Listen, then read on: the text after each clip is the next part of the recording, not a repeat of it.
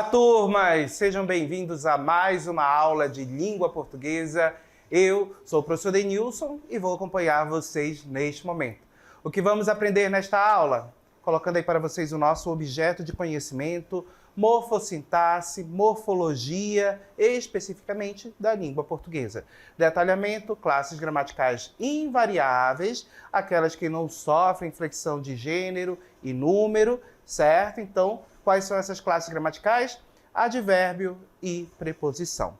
Certo? Então esse é o nosso objeto de conhecimento e vamos à nossa aula.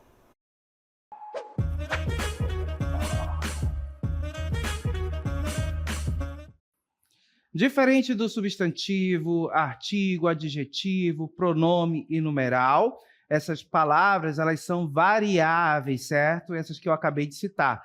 A classe de palavras invariável vai conter aquelas palavras que não se flexionam, elas não têm uma forma no plural, elas não têm uma forma para indicar o gênero masculino ou feminino, como o substantivo, o artigo e as outras classes de palavras têm, ok? Então elas têm uma função específica, elas irão conectar, e ao conectar, elas também vão trazer sentidos diversos para o texto em que essas palavras aparecem, as preposições e as conjunções.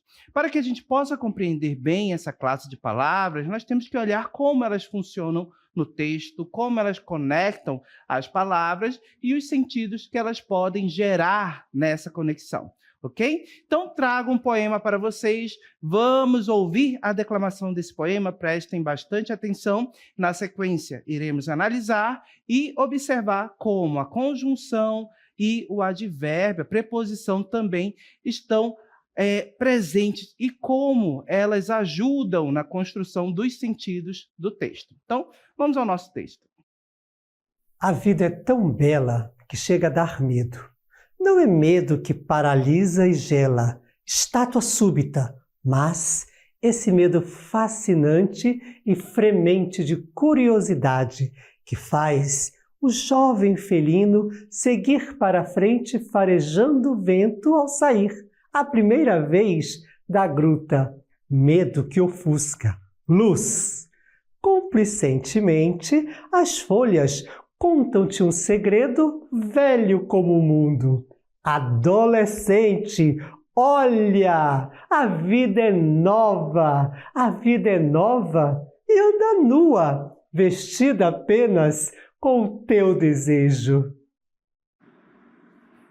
Muito bem, então acabamos de ouvir o poema O Adolescente. Observem que este poema trata, ou seja, ele vai abordar exatamente um período da nossa vida, que é a adolescência, o período em que o corpo sofre diversas mudanças. Nós temos aí o período da puberdade, você começa a ter maiores responsabilidades, sai ali da fase de criança, passa para a adolescência e percebe que é um momento novo, um momento de descobertas em que você irá experimentar pela primeira vez diversos sentimentos, emoções e responsabilidades também que são exigidas de você nessa fase, ok? Uma fase que é a transição de criança para o adulto. E é nesse momento em que há muitas descobertas. Então, o nosso poema, observem vocês que nos primeiros versos, ele afirma que a vida é bela. Então, colocando aí para vocês mais uma vez o nosso poema, no primeiro verso ele afirma que a vida é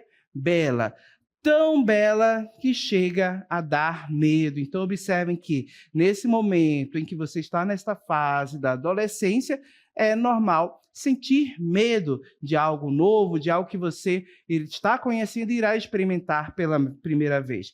E observem que nós temos essa ideia nesses primeiros versos, um medo que paralisa, um medo que gela, que faz você ficar parado como uma estátua. Mas, observe que essa palavra aí, o mas, vai trazer uma contrariedade, uma oposição a esse sentimento de medo, certo? Que paralisa. E que oposição é essa? Olha só, esse medo, ele é fascinante e fremente de curiosidade.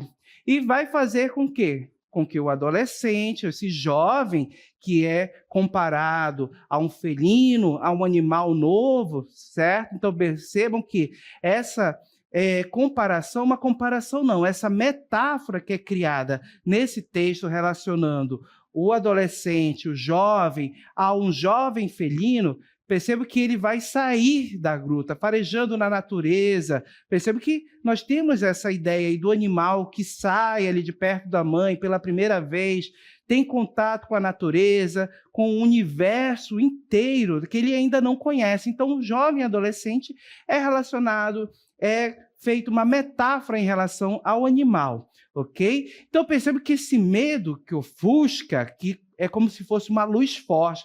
Percebam que a ideia de luz traz uma conotação aí positiva para esse medo, certo? E observem que o adolescente, como um jovem felino, ao sair nos próximos versos, observem que o que está fora vai ser cúmplice com ele. Então, apresentando para vocês os próximos versos, olha só, cumplicentemente, certo? O que está fora, as folhas, tudo aquilo que ele vai ter contato, vai apresentar um universo novo, vai contar um segredo, revelar segredos que são velhos como o mundo. Então, observe que nós temos a ideia de pessoas que já passaram desta fase, que já conhecem, certo? Esse eu lírico já conhece essa fase, já passou por ela e reflete sobre ela neste poema. Então, ele diz que segredos velhos, velhos como o mundo,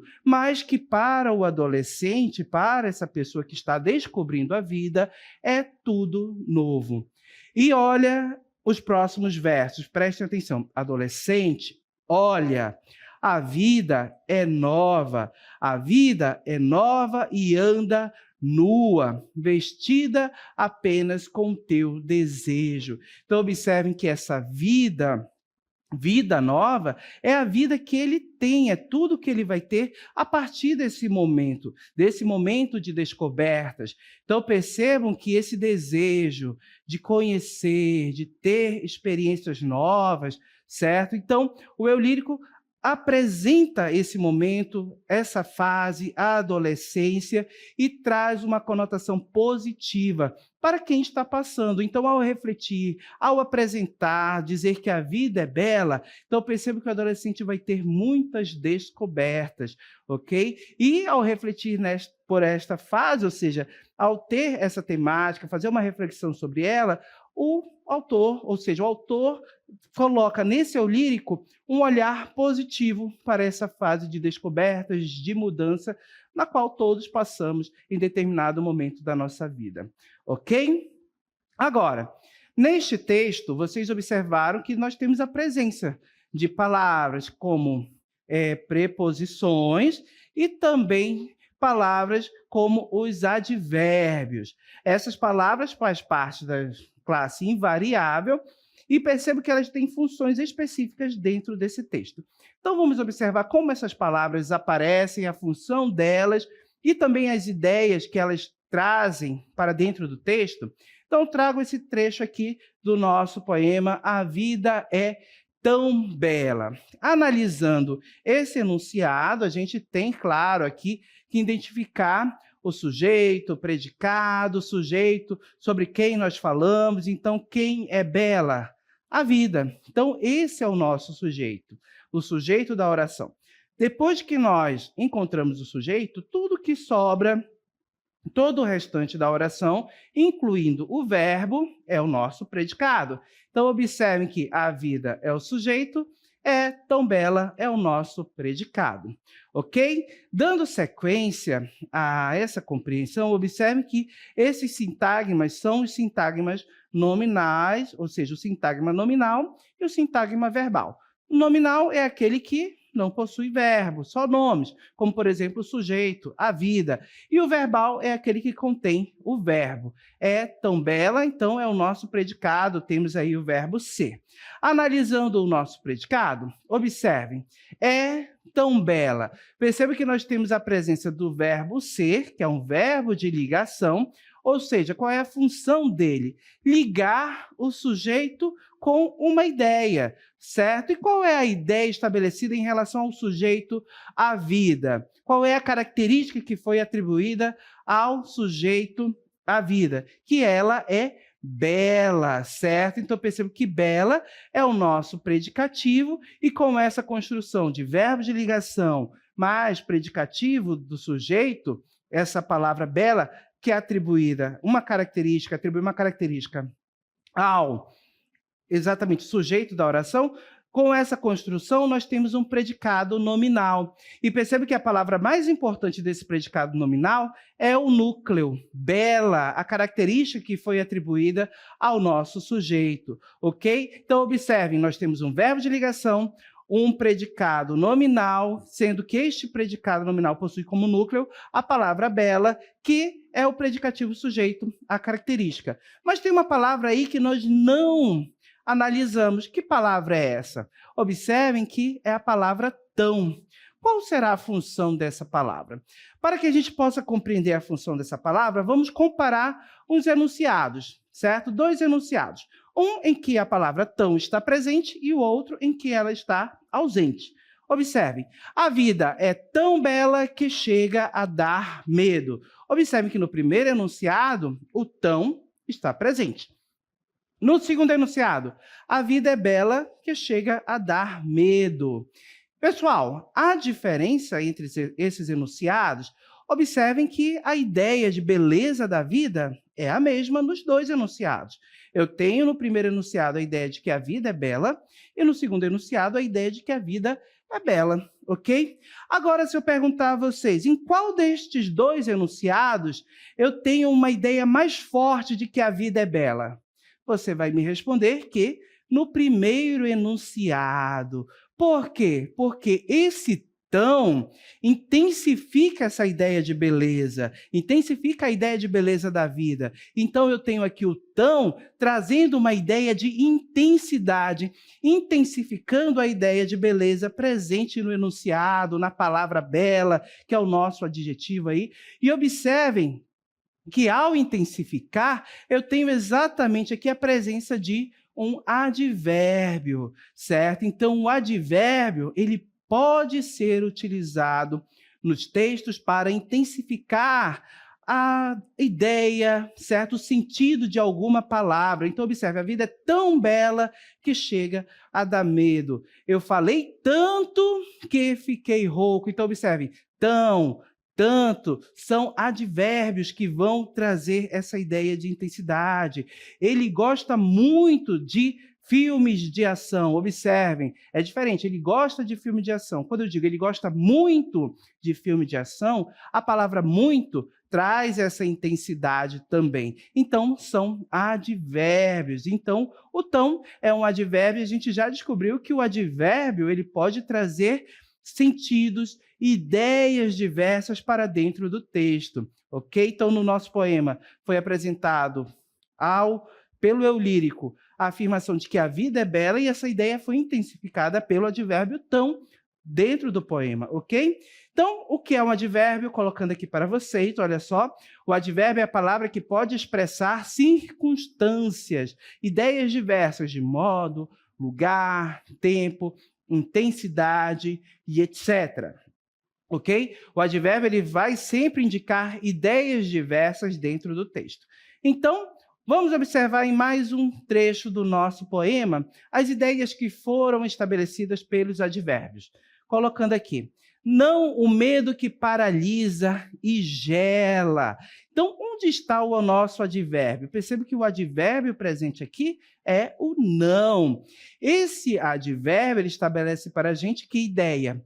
Uma ideia de negação, ok? Então, o não é um advérbio que traz para a gente a ideia de negação no texto, ok? Na sequência, outro exemplo, olha só. O jovem felino seguir feliz para frente, farejando o vento. Onde está o advérbio? Observem que aqui nós temos como advérbio não apenas uma única palavra, mas 2, ok? E aí, quando nós temos 2 palavras exercendo a função de advérbio, nós vamos ter aqui uma locução adverbial. E onde está essa locução adverbial? Para frente. A palavra, o enunciado para frente, é uma locução adverbial que exerce a função, ou seja, traz para a gente a ideia de quê? A ideia de lugar. Então, para frente, uma locução adverbial exerce a função de advérbio e expressa no texto uma ideia de lugar, ok? Mais exemplos, colocando aqui, ao sair a primeira vez da gruta. Então, gente, onde está o nosso advérbio aqui? Vamos lá, ao sair a primeira vez da gruta. Nós temos o enunciado da gruta. Observem que esse enunciado também é uma locução adverbial e vai expressar para a gente o quê? Que ideia esse advérbio expressa para a gente? A ideia de lugar, o local de onde o felino sai, né? Então, observem que esse enunciado veio lá do nosso poema e da gruta expressa a ideia de lugar, ok? Na sequência, mais exemplos. Cúmplicemente, as folhas contam-te um segredo. Então, cúmplicemente, de forma a ser cúmplice, as folhas, a natureza, revelam segredos velhos ao adolescente, ok? Lá no nosso texto, retirado do nosso poema, onde está o nosso advérbio? Exatamente a palavra cúmplicemente, ok? É o nosso advérbio. Percebe que essas palavras que terminam em mente, elas costumam ser advérbios, não todas, tá, gente? Mas quando você encontra essas palavras terminadas em mente, nós temos advérbios. E qual é a ideia que nós temos aqui, estabelecida pelo advérbio? Observem que é a ideia de modo, certo? Então, a gente já viu diversas ideias, mas temos mais. Colocando aqui outro exemplo. Olha só. Ontem nós ficamos em casa. Onde está o advérbio? A palavra ontem. Ontem é o nosso advérbio. E que ideia é estabelecida por esse advérbio, gente? Então, percebam que ontem, o nosso advérbio estabelece para a gente uma ideia de tempo, ok? Ideia de tempo na oração é estabelecida pelo advérbio. Mais um exemplo? Esse medo fascinante e fremente de curiosidade. Observem que agora nós já vimos os advérbios, certo? Agora nós vamos observar a presença das preposições. Então, destaco para vocês aqui uma preposição, a preposição de. Qual é a função dessa preposição? Observem que essa preposição ela tem a função de conectar. Os advérbios estabelecem ideias diversas. A preposição, que também faz parte da classe de palavras invariáveis, ela tem a função de conectar palavras, ok? Conectar nomes. Só que, ao conectar, ela também estabelece sentidos. Quais palavras nós temos aqui conectadas nesse enunciado pela preposição de? Então, a gente sabe que é o enunciado, fremente e curiosidade, ok? Destacando para vocês esses dois enunciados, observem, fremente de curiosidade. Colocando aí, observem que a preposição de, essa preposição conecta essas duas palavras. E observem que essas duas palavras também possuem a sua função. Que tipo de palavras são essas? Que palavra é fremente? Que tipo de palavra é a palavra curiosidade? Observem que a palavra fremente é um adjetivo e curiosidade é um substantivo. Então, observem que a preposição de liga essas duas palavras, ok? Então, nós temos aqui a nossa preposição e a principal função dela é ligar. Relembrando o conceito de preposição, colocando aí para vocês, preposição é o termo que tem a função de conectar palavras. Agora, é importante você saber de uma coisa, pessoal. Toda vez que eu tenho uma preposição que conecta palavras, essa conexão ela estabelece ideias diversas também, sentidos diversos, ok? Então, vamos observar exemplos de preposição, fazendo a conexão de palavras e estabelecendo sentidos? Colocando aí para vocês. A vida é nova e anda nua, vestida apenas com o teu desejo. Mais um trecho, um enunciado retirado lá do nosso poema. E observem nesse verso aqui que nós temos a presença da preposição com. Preposição com é a nossa preposição e ela vai estabelecer uma ideia ao conectar as palavras aí, ó, vestida apenas com o quê? O teu desejo. Esses enunciados aí foram conectados, ok? Qual a ideia? A ideia de companhia, certo? Então, a ideia de companhia é a ideia estabelecida pela preposição com neste verso, ok? Mais um exemplo que nós podemos observar aqui, são lindos os olhos de Patrícia. Onde está a nossa preposição? Preposição de. Percebam que essa preposição, ela conecta duas palavras, dois substantivos. Quais são esses substantivos? A palavra olhos e a palavra Patrícia. E ao conectar essas duas palavras, a preposição estabelece o quê? Uma ideia de posse, os olhos de Patrícia. A quem pertence os olhos? A Patrícia. Então, observem que aqui nós temos exatamente essa ideia de posse. Então, percebam que a preposição, ao conectar palavras, pode estabelecer ideias diversas, como os exemplos que nós já acabamos de ver aqui. Ok? Vamos a mais um exemplo. Parou para abastecer o carro. Ok? Então, observem.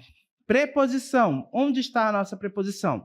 A preposição para. Essa preposição conecta o verbo parar com o restante aí do enunciado, abastecer o carro. E ao fazer essa conexão, percebam que nós temos um sentido estabelecido. Que sentido é esse? Que ideia estabelecida com essa conexão, com essa preposição? A ideia de finalidade, ou seja, parou para quê? Com qual finalidade? Para abastecer o carro. Então, a preposição para introduz, ou seja, traz essa ideia de finalidade aí para o texto ao conectar esses enunciados, ok? Então, vimos companhia, posse, finalidade, ok? E temos mais ideias que podem ser estabelecidas pelas preposições. Olha só, é melhor não falarmos sobre futebol. Pessoal, onde está a preposição neste enunciado? Qual palavra exerce a função de preposição? Percebam que é a palavra sobre. Esta palavra é uma preposição e ela conecta aí os enunciados também, e ao conectar também temos uma ideia estabelecida pela presença dela, pela conexão que ela estabelece entre os enunciados. Qual é essa ideia, pessoal? A ideia de assunto. Então, perceba, é melhor não falarmos sobre futebol. Sobre o quê? Sobre futebol. Então, observem que a preposição sobre traz essa ideia de assunto, conecta os enunciados e estabelece uma ideia de assunto. Ok? Mais um exemplo. A bicicleta é de alumínio. Gente, mais uma vez, a preposição de presente aqui. Nós já vimos que ela apareceu lá, os olhos de Patrícia, e estabeleceu uma ideia de posse, né? Então, destacando a nossa preposição, o de é a nossa preposição. Será que eu tenho uma ideia de posse aqui também neste enunciado? Observe que a preposição conecta os enunciados. Mas temos uma ideia de posse aqui, gente? Observem que não, eu não tenho uma ideia de posse, então eu não posso aqui dizer que a preposição de exerce essa ideia de posse. Então, que ideia ela está estabelecendo? Observe, a bicicleta é de alumínio. Observem que nós estamos aqui vendo neste enunciado que a preposição conecta entre os enunciados exatamente o material no qual a bicicleta é feita, certo? Então, observem que a bicicleta ela é feita de alumínio. Então, a matéria, o material em que a bicicleta é feita. Então, perceba que a preposição de conecta os enunciados e estabelece para a gente a ideia de matéria, certo? Então, observem que nós temos aqui uma ideia de matéria. A preposição conecta os enunciados e estabelece ideia de matéria. Por exemplo, copo de vidro. A mesma situação. Então, o substantivo copo, a gente percebe que o enunciado é copo de vidro, preposição de conecta as duas palavras, o substantivo vidro, certo? e, percebam, é copo, e observem que estabelece para a gente dizendo o material ao qual o copo é feito, então ideia de matéria. Então observem que a preposição de pode estabelecer ideia de posse, pode estabelecer ideia de matéria e também pode ter outras ideias presentes aí com o de a depender do contexto, a depender das palavras que são utilizadas aí nessa conexão. Então você não pode decorar a ideia, a preposição de vai estabelecer sempre a ideia de posse. Não. Você já percebeu que ela pode trazer a ideia de posse, a ideia de matéria, a ideia de origem também. Ele veio de Manacapuru, observem, de Manacapuru, de onde ele veio, a origem de onde veio o nosso sujeito aqui nessa oração. Então, observe que isso vai depender sempre do contexto em que a preposição é empregada. Então, você não pode fixar determinada ideia para uma mesma preposição, pensando que sempre será essa ideia estabelecida em todos os contextos que ela aparecer. Pode mudar também. A mesma situação pode ocorrer com os advérbios. É sempre importante você observar o contexto em que o texto, ou seja, em que ele é empregado, para poder perceber, para poder ali reconhecer o sentido, a ideia que ele estabelece. Ok, gente? Então, percebam que as classes de palavras invariáveis, preposição, certo? Advérbio, são palavras que não possuem flexão, elas não são flexionadas para indicar plural, para indicar gênero da palavra, elas permanecem sempre da forma como são escritas, como aparece em qualquer enunciado. Não tem mudança nela, para indicar plural, singular ou mesmo o gênero de uma palavra. Ok? Por isso que ela é invariável, diferente do substantivo, do artigo, do pronome, do numeral, que mudam para indicar plural, para indicar singular, para indicar o gênero masculino, o gênero feminino, certo? A classe de palavra invariável, não muda de forma nenhuma. Vimos que os advérbios estabelecem circunstâncias diversas dentro do texto, de acordo com o contexto em que ele foi empregado, intensificando ideias, trazendo a ideia de tempo, lugar, modo, ideias diversas que você tem que identificar de acordo com o contexto em que esse advérbio é empregado. A mesma situação ocorre com as preposições. As preposições também conectam as palavras, certo? E estabelecem ideias diversas ao conectar essas palavras, esses enunciados. Ideias como assunto, a ideia de posse, de origem, certo? A ideia também que pode ser estabelecida por essas preposições, ideias diversas e que você deve observar sempre o contexto em que ela é empregada para poder definir essa ideia. Certo, gente? Então, já que vimos tudo isso até aqui, nós vamos finalizar a nossa aula nesse momento.